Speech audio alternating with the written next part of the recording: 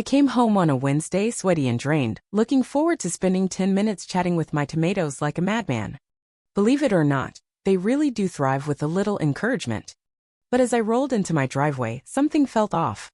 My garden, the one I'd built from nothing over 3 years, the one I'd nursed through dry spells, bug invasions, and even a squirrel takeover, was gone. Completely gone.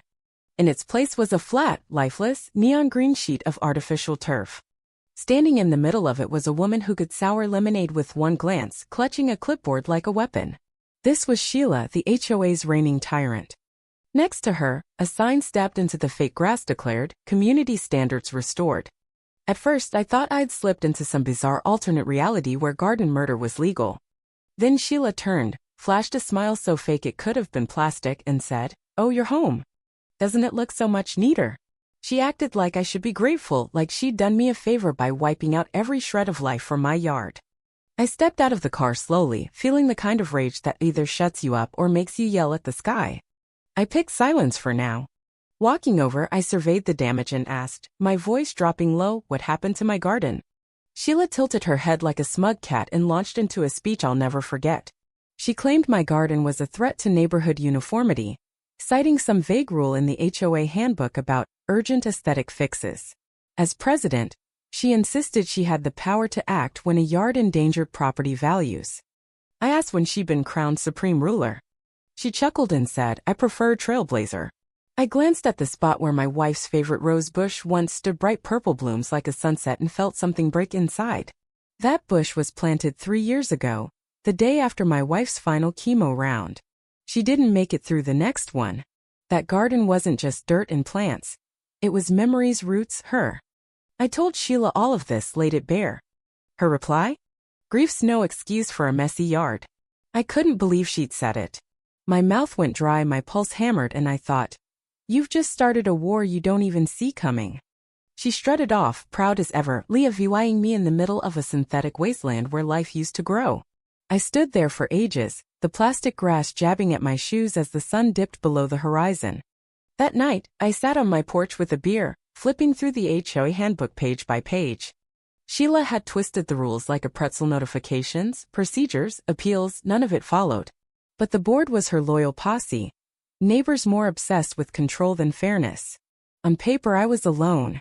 In spirit? Not so much.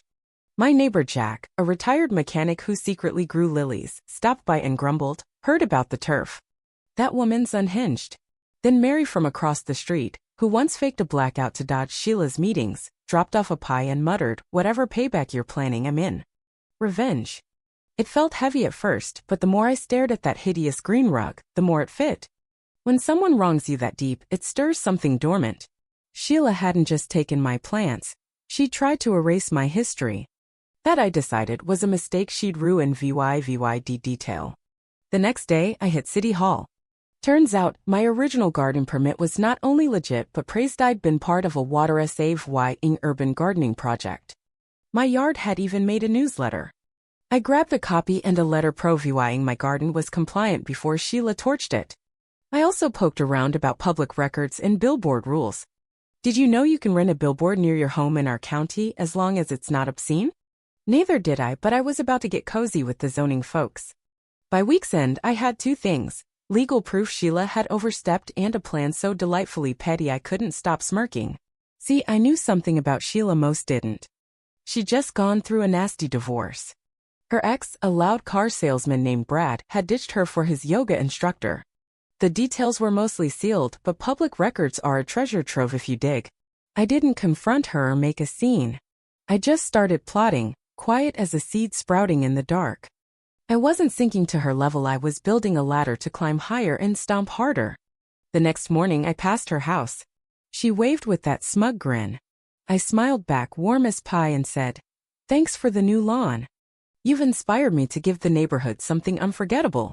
She had no clue, but she'd find out soon. It began with a little bearded guy with a sign reading, "Free the Garden." I plopped him in the middle of the turf one morning before work.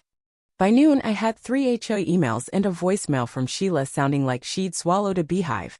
Apparently, unsanctioned political displays broke Rule 14b.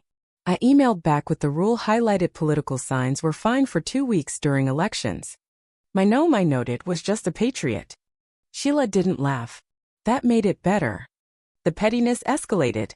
Every other day, a new gnome appeared, one with a book called HOA Tyranny 101, another wielding a shovel named Rebel Gnome, then a flamingo in shades for variety.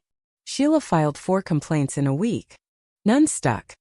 I wasn't breaking rules, just dancing on the line, which must have driven her nuts. Meanwhile, I gathered ammo. Photos, videos of her bossing landscapers without board approval, and an HOA budget report with sketchy wellness upgrades payments. Turns out, she was funneling cash to her candle-making side gig. I wasn't alone anymore. Jack rigged cameras to watch my yard for Sheila's late-night tricks. Mary baked cookies and delivered gossip. Her cousin at the courthouse said Sheila's divorce was a mess, finalized months ago over cheating allegations. I filed a records request. Within days, I had a PDF straight out of a tabloid. Brad had left her for a yoga teacher half her age who trained therapy dogs. The irony was thick. The file detailed money fights, house splits, and a custody battle over their yappy terrier, Mr. Whiskers. It was a humiliation jackpot, and I barely had to try. Then I called my old buddy Sam, a graphic designer who lived for chaos. When I shared my idea, he paused, then asked, "Can I use neon?" The next day, he sent mock-ups. They were perfection. A fake MOE poster starring a woman who looked suspiciously like Sheila, clutching divorce papers like a VY lane with a bomb. Title: From HOA Boss to Divorce Flop, a Cautionary Tale. Tagline: She raised a garden but couldn't prune her own mess. It was absurd, hilarious, and soon to be 30 feet tall. I'd scoped a billboard by the neighborhood entrance, owned by a gruff guy named Pete who loved renting it for wild ads. He saw the design, cackled, and gave me 2 weeks at half price, cash up front, with lights for night viewing. While that brewed, Sheila strutted by to gloat about my tidy yard. "Discipline works wonders," she chirped. I sipped my tea and smiled. "You're right. Some folks need public accountability to bloom." She squinted, annoyed I didn't bite, and flounced off. 3 days later, the billboard went up. It was a masterpiece, bold, dramatic, unmissable. Sheila's name wasn't on it, but the likeness was dead on. The neighborhood erupted. Teens snapped selfies, parents chuckled, a meme page sprang up. Sheila stormed over, face like a tomato, screaming, "Take it down or I'll see you to dust." I asked what she'd sue over, public records? Artistic flair? No names? She looked ready to whack me with her clipboard but stormed off, phone in hand, probably calling her lawyer or her candle supplier. I didn't care. I'd covered my bases. The HOA called an emergency meeting. It was a circus snacks, a guy in a Billboard t-shirt, standing room only. Sheila sat up front like a martyr. Residents aired years of gripes, her power trips, solo decisions, shady spending. By the end, the board suspended her pending revoiw. She tried to argue, but a video of her yelling at a kid on a bike clinched it. I walked home under my glowing billboard, the night crisp and victorious. Revenge done right doesn't need noisy, it just stands tall and lets truth speak. Sheila holed up for days, blinds shut, while the neighborhood lightened. People waved, lingered, laughed. The billboard became a landmark, lemonade stands, chairs, a VYB. I strutted a bit, soaking up nods and a toss flower. Sheila had ruled by fear. Now she was a punchline in high def. But it wasn't just payback, it was a shift. People saw they didn't have to bow to her. A quiet neighbor, Aisha, brought me curry and whispered, "Thanks for slaying the HOA dragon." The curry was phenomenal. Sheila didn't fade quietly.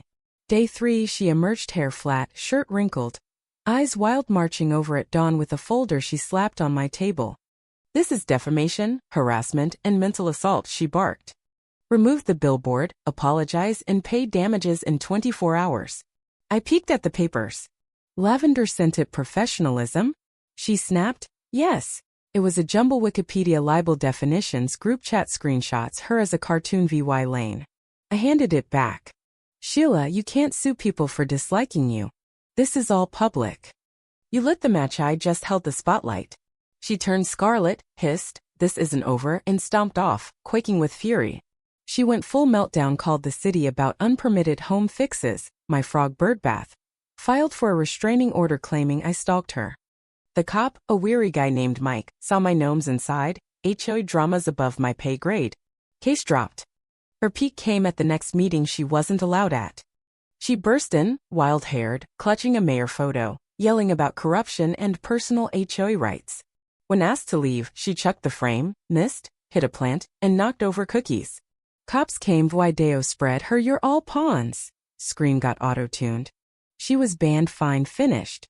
The Billboard ran its course, replaced by a pizza ad. People held a mock VY Gill. I stood by the turf one last time, the ache softer now avenged. My garden regrew lavender from Mary, tomatoes from Jack, a pink rose bush. Neighbors pitched in, healing the street. Sheila's house went up for sale, weeds creeping in. A new couple moved in, their dog christening her old mailbox. I ate my first tomato wheat, right, victorious. The neighborhood breathed freer, Messier alive. One last move. Sam painted a mural on my lawn's edgy of vibrant garden, me planting, a shadowy Sheila lurking, words above. The garden always grows back. It became legend, a quiet triumph. The garden won. Somewhere, I bet Sheila still cringes at daisies.